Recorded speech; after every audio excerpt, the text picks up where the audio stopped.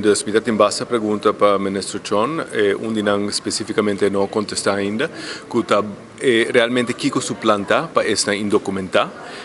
Tem mais ou menos 20.000 pessoas indocumentadas, me quer saber que Kiko suplanta a solução tapa esse, mas três adiante questão de tem algum departamento dentro do seu ministério que tem overtime de riba 10 milhões, esse não está sostenível a largo prazo, a duelme su contesta, precisa um contexto político,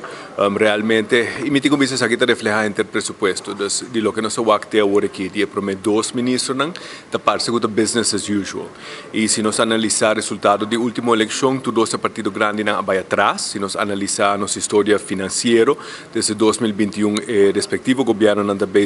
ruinando nosso país financeiramente, nós vamos esperar um cambio, vamos esperar um tique mais, uma conexão mais grande com a realidade na situação financeira, déficit de 291 milhões de florins não está responsável, não está sostenível e é hora cambiar. Também surpreende-me hope, porque me aponta tanto o ministro Cruz como o ministro John, se o ministro de Finanças Xiomara Maduro a acercaram para vir com uma nota de câmbio depois da carta de CFT que chega dia 8 de março e tudo isso contestar com não. Então, não sei se estava muito bem com cultura para olvidar que está se sua parte de finanças também, mas realmente o presupuesto está incrivelmente irresponsável,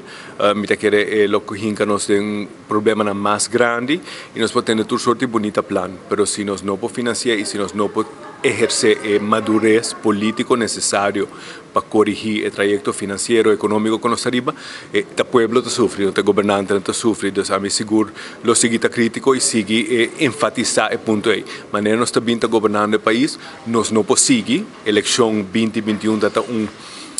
demonstração clara que o povo quer cambio e nós não temos nada de ser reflejado no presupuesto.